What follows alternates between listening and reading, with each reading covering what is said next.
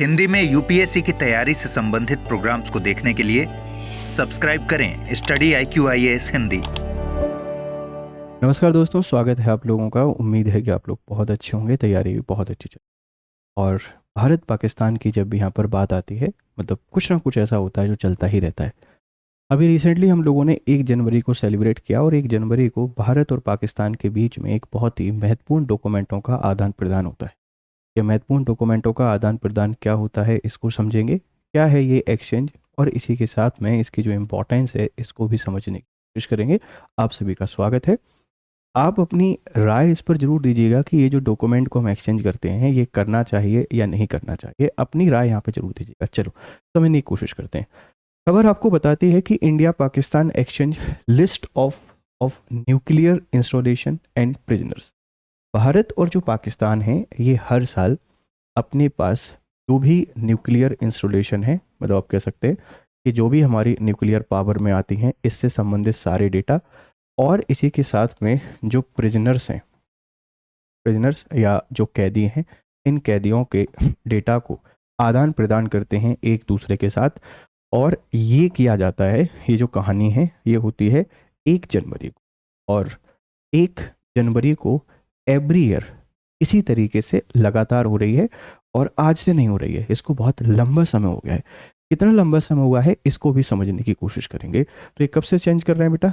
1 जनवरी से। थोड़ा सा बोर्ड हमारा परेशान कर रहा है, कोई बात नहीं, हो गया सही। ठीक है, अब देखो, आगे बढ़ने से पहले आपके लिए काम की इन्फॉर्मेशन क्या है। आप मुझसे जुड़ना चाहते हैं, ये मेरा टेलीग्राम चैनल है, यहाँ आ जाइए, यहाँ पर आपको PDF मिल जाएगा।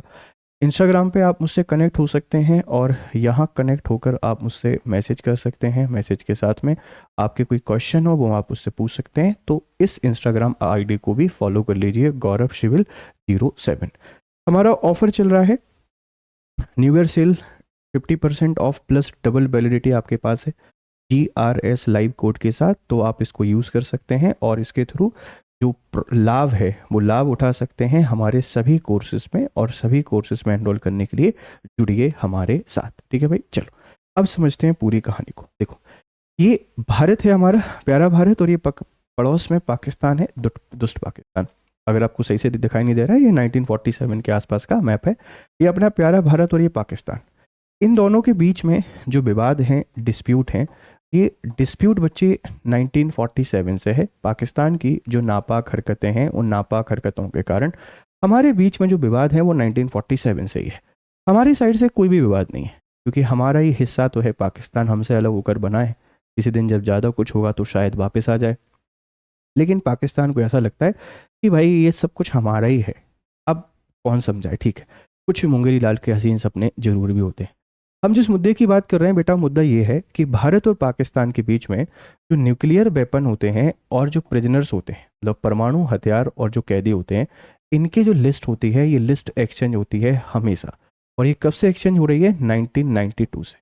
सर 1992 से एक्सचेंज क्यों हो रही है? इसके पीछे कारण क्या है? इसके पीछे के कारण को समझते हैं। देखो, 1988 में 1988 में भारत और पाकिस्तान के बीच में एक समझौता होता है।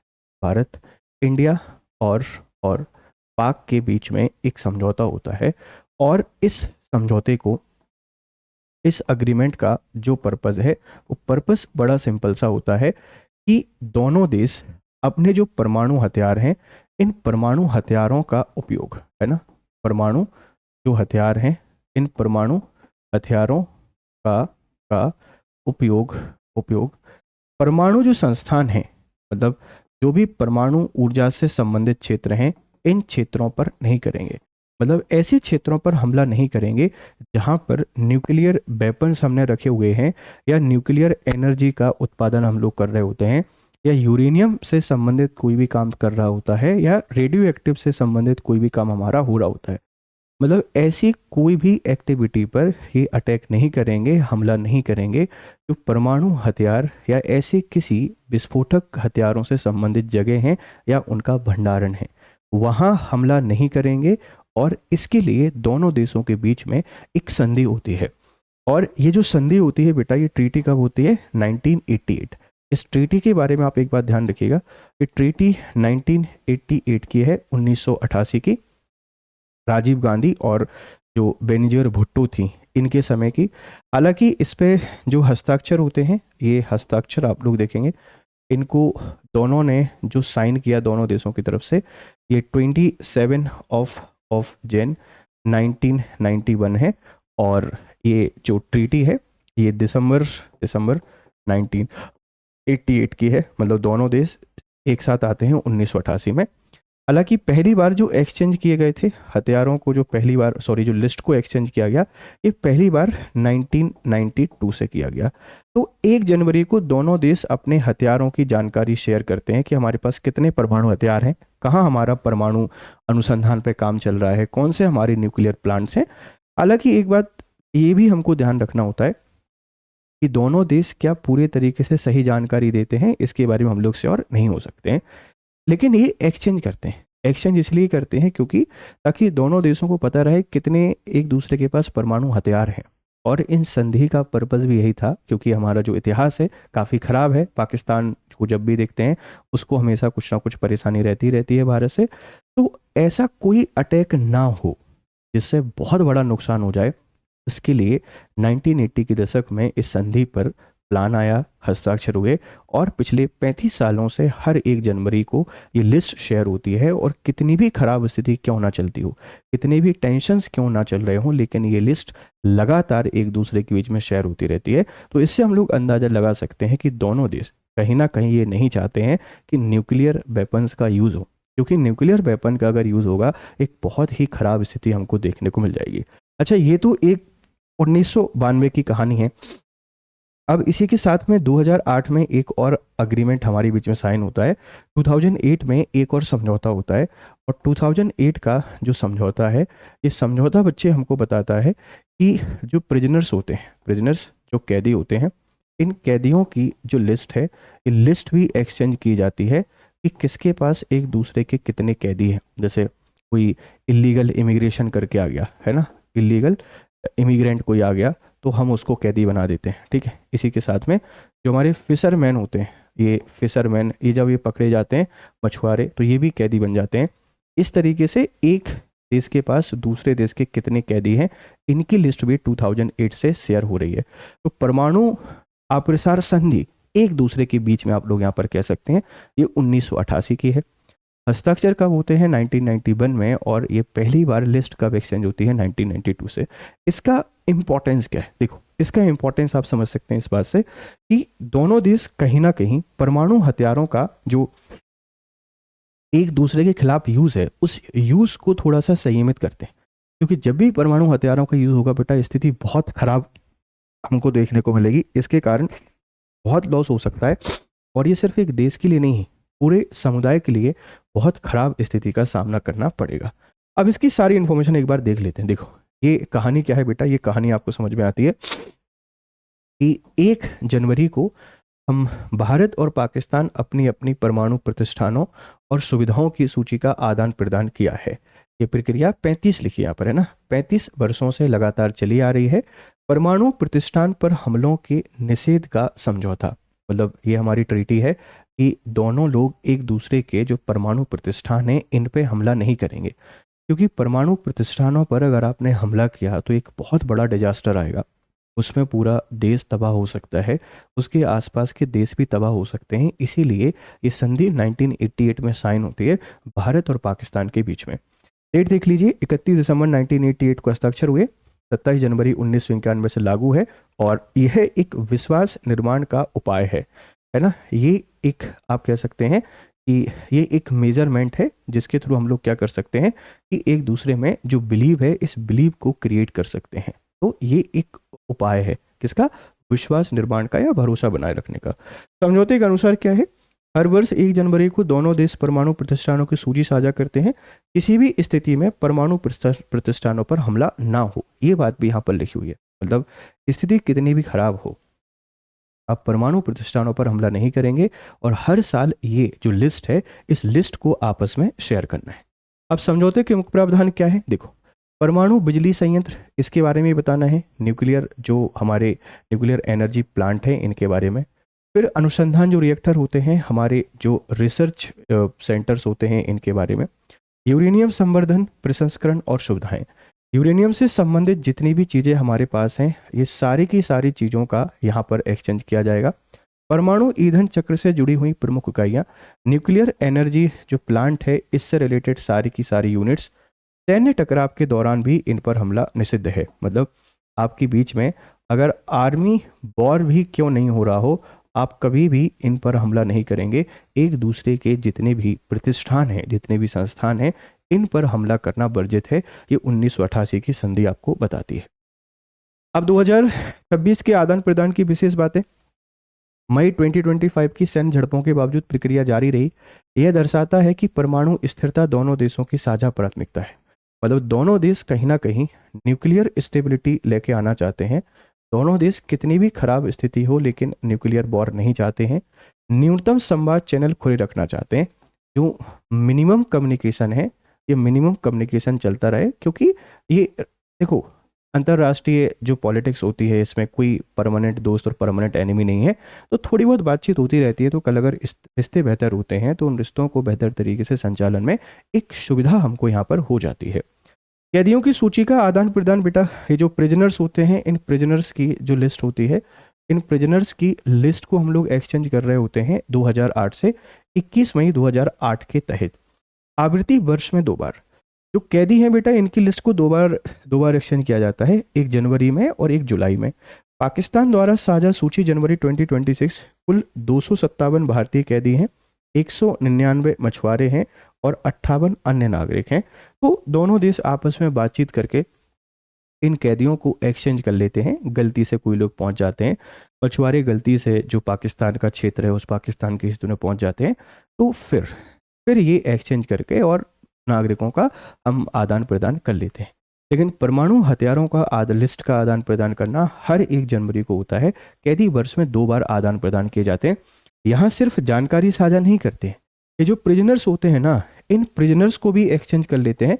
और इनको कैद में देखो इसलिए रखा जाता है क्योंकि हो सकता है ये स्पाई के तौर पे काम कर रहे हों, जासूसी कर रहे हों। जब पूरा पुख्ता जानकारी मिल जाती है कि स्पाई नहीं है, इनोसेंट पर्सन है, तो एक दूसरे के साथ इनको एक्सचेंज कर लिया जाता है। ठीक है भाई, चलो अब देखो, अगर हम परमाणु हथियारों की बात करें बेटा, ये गैस है, ये अनुमान है, इस बात को ध्यान रखना। यहाँ पे पहले ही लिखा हुआ है ये गैसेस हैं, मतलब इसके ऊपर नीचे भी संख्या हो सकती है। जैसे यूएसए के पास 5244 हथियार हैं, रसिया के पास 5889 हथियार हैं। आप लोग देखेंगे पूरी दुनिया में 12,000 के आसपास परमाणु हथियार हैं। उन इस 12,000 का लगभग 90% के आसपास तो यूएसए और रसिया दोनों के पास है। मतलब ये जो कहते हैं ना कि कोल्ड वॉर बेटा, वो कोल्ड वॉर होने के पीछे वजह ही सिर्फ यही रहती है क्योंकि दोनों के दोनों परमाणु संपन्न हैं। ठीक है, फिर चाइना आ जाता है। चाइना के पास भी 500 के अराउंड है। फ्रांस के पास 290 हैं। ठीक है, जो यूके है इसने 225 बना लिए। इंडिया के पास 172, पाकिस्तान 170। अब देखो ये जानकारी साझा की गई है, हथियार इससे कई गुना ज़्यादा होंगे, लेकिन ऑफिशियली जो डेटा रिलीज है वो इतना है। तो पूरी दुनिया में कितने परमाणु वेपन हैं और किसके पास कितने हैं, थोड़ा एक बार आप इसको देख लीजिएगा। लड़ाई होगी तो देखो ये दोनों देश इसीलिए कभी आपको आपस में लड़ते देखने को नहीं मिलेंगे। डोनाल्ड ट्रंप जैसे 3 ट्रंप भी आ जाएं तब भी कभी भी ये रसिया से डायरेक्ट नहीं लड़ेंगे। व्लादिमीर पुतिन जैसे 3 पुतिन भी आ जाएं तो भी यूएसए से डायरेक्ट नहीं लड़ेंगे। क्यों नहीं लड़ेंगे? क्योंकि दोनों परमाणु संपन्न हैं और दोनों को पता है कि अगर ज़्यादा टेंशन क्रिएट हुए तो एक ने भी अगर परमाणु वेपन का यूज़ किया तो पूरी मानव सभ्यता पे संकट आ जाएगा। इसीलिए कभी आपको डायरेक्ट लड़ते नहीं मिलेंगे, ये सिर्फ और सिर्फ इनडायरेक्टली बैटल आपको देखने को मिलेगा। ठीक है, ध्यान रखना। और जब भी देखो इनमें से किसी भी कंट्री के बीच में आपस में लड़ाई होती है, थोड़े टाइम बाद ही उसका समाधान आ जाता है, उसका समझौता हो जाता है। रीजन यही है क्योंकि अगर एक भी देश ने परमाणु वेपन का यूज़ किया तो स्थिति बहुत खराब हो जाएगी, ध्यान रखिएगा। अब देखो एनपीटी आपने बहुत सुना होगा, परमाणु अप्रसार संधि के नाम से आप इसको जानते हैं। एनपीटी एक परमाणु अप्रसार संधि है और दुनिया की सबसे महत्वपूर्ण आर्म्स कंट्रोल जो ट्रीटी है इसके अंतर्गत आती है। दुनिया की सबसे महत्वपूर्ण हथियार नियंत्रण जो संधि है, इस हथियार नियंत्रण संधि के अंतर्गत आती है और इसमें इसका उद्देश्य है परमाणु हथियारों का जो प्रसार है इसको रोकना।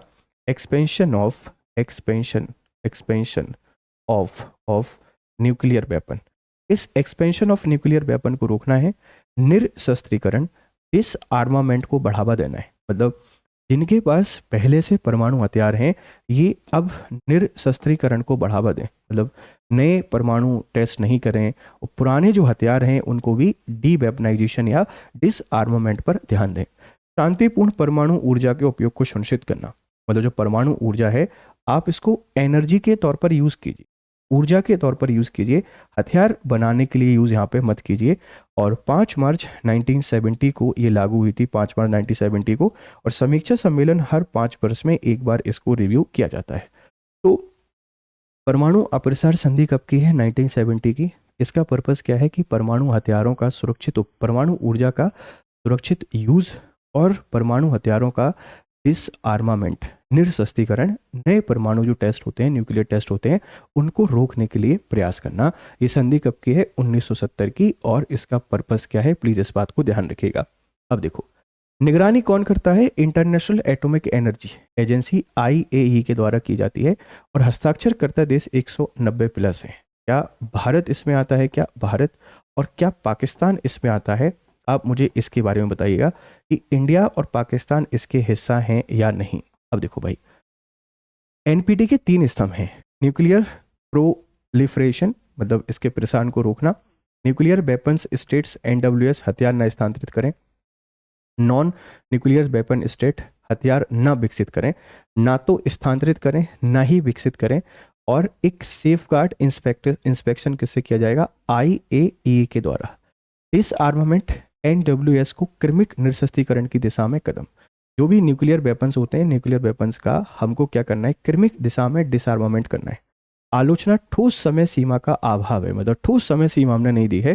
Peaceful use of nuclear energy, सभी सदस्य देशों को नागरिक परमाणु ऊर्जा का अधिकार है और तकनीकी सहयोग है ना, जो इसका आर्टिकल 4 है वो कहता है कि तकनीकी सहयोग एक दूसरे देश को यहाँ पर मिल सकता है, लेकिन NPT पे आपको साइन करना पड़ेगा।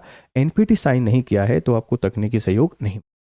अब NPT के अनुसार वे देश जिन्होंने 1 जनवरी 1967 से पहले परमाणु परीक्षण किए, मतलब NPT मान्यता प्राप्त 5 देश हैं, मतलब ये कहना चाह रहे हैं कि ऐसे देश इन्होंने अपने जो न्यूक्लियर टेस्ट हैं, ये न्यूक्लियर टेस्ट ये ट्रीटी NPT के लागू होने के पहले कर लिए, तो इनके पास जो पहले से हथियार हैं हम उनको अलाउ करेंगे। जिसमें देखो USA आता है, यूनाइटेड स्टेट्स ऑफ अमेरिका, रसिया आता है, यूनाइटेड किंगडम आता है, फ्रांस आता है और चाइना आता है। भारत, पाकिस्तान और इजराइल इसमें नहीं आते। मतलब NPT ये कहती है कि इंडिया, पाकिस्तान और इजराइल और दूसरे देशों ने जो न्यूक्लियर टेस्ट किए हैं, ये न्यूक्लियर टेस्ट NPT का उल्लंघन है। लेकिन भारत ये कहता है कि हमारी पॉलिसी है नो फर्स्ट यूज़। अगर हम नो फर्स्ट यूज़ नहीं कर रहे हैं तो फिर ये इस ट्रीटी का कैसे वॉल्यूशन हो सकती है? क्योंकि ये ट्रीटी तो यही कहती है ना कि हमको परमाणु हथियारों के उपयोग को निषिद्ध करना है। हमने तो अपनी सेफ्टी के लिए इसको यूज़ किया है भाई। हम भारत और मतलब चाइना और पाकिस्तान जैसे देशों से घिरे हुए हैं, हमारे नेबर हैं। पाकिस्तान को न्यूक्लियर वेपन USA कभी भी दे सकता है, चाइना के पास अपने न्यूक्लियर वेपन है, तो हमने तो संधि का उल्लंघन नहीं किया है ना। क्योंकि आप बता दीजिए, भारत ने 1974 में अपना पहला न्यूक्लियर परीक्षण किया, 1974 में फर्स्ट, ठीक है। उसके बाद हमने 1998 में वास्तविक तौर पे परमाणु संपन्न हम लोग बन जाते हैं। तो हमने अभी तक परमाणु हथियारों का यूज़ किया है क्या? नहीं किया है। तो we always believe in no first use. और अगर always believe in no first use तो हम लोग NPT का कभी भी वायलेशन नहीं कर रहे हैं। हमको सुरक्षा हितों को ध्यान में रखते हुए परमाणु परीक्षण करना आवश्यक था, क्योंकि चाइना, पाकिस्तान जैसे देशों से हम लोग घिरे हुए हैं, ठीक है। तो NPT क्या है और कितने देश हैं जिन्होंने इसके लागू होने के पहले परमाणु परीक्षण कर लिए हैं? तो इनको NPT मान्य माना जाता है, ध्यान रखिएगा। अब इंपॉर्टेंट फैक्ट क्या है? कुल जो परमाणु हथियार हैं, इन परमाणु हथियारों के 12,300 के आसपास है। 90% से अधिक हथियार केवल USA और रसिया के पास है, ठीक है। NPT मान्यता प्राप्त देश 5 हैं। USA है, रसिया है, चाइना है, फ्रांस है और UK है। भारत, पाकिस्तान, इजराइल NPT के बाहर हैं। नॉर्थ कोरिया NPT से बाहर निकलने वाला एकमात्र देश है। भारत की नीति नो फर्स्ट यूज, हम नो फर्स्ट यूज में ऑलवेज बिलीव करते हैं, इस बात को ध्यान रखिएगा, ठीक है।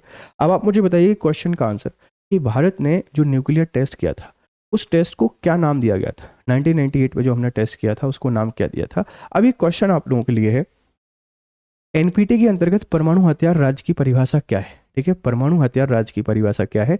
आप इसका आंसर हमको कमेंट बॉक्स में दीजिएगा। और जाते जाते एक इंपॉर्टेंट अपडेट आपके लिए क्या है, देखो भाई, ये है कि आप अगर हमसे जुड़ना चाहते हैं तो हमारा अभी जो कोर्सेज है, जैसे SIP 2026 है, 2026 के लिए हमारा कोर्स है, आप इसका हिस्सा बन सकते हैं और अपनी जो PT है, इस PT की तैयारी को बेहतर कर सकते हैं, बहुत बढ़िया तरीके से तैयारी कर सकते हैं वह using GRS live code. 50% of है, डबल वैलिडिटी मिल रही है। 2027 के लिए सामान्य अध्ययन हमारा कोर्स है और ये 4 जनवरी तक ये सेल वैलिड है, तो इससे पहले आप इसमें एनरोल कर लें और आप देखेंगे कि बहुत कम दामों में 2027 का पूरा फाउंडेशन कोर्स आपको मिल गया। और फिर ये 2028 का हमारा निर्माण कोर्स है, निर्माण एक फाउंडेशन कोर्स है, आप इसमें भी एनरोल कर सकते हैं बेहतर तरीके से प्रिपरेशन के लिए। तो जुड़िए हमारे साथ, आपकी तैयारी को बेहतर कीजिए। फिर मिलते हैं क्लासेस में, तब तक खुश रहें, मस्त रहें। Have a nice time, good day to all. Hindi में UPSC की तैयारी से संबंधित प्रोग्राम्स को देखने के लिए सब्सक्राइब करें स्टडी IQ IAS हिंदी।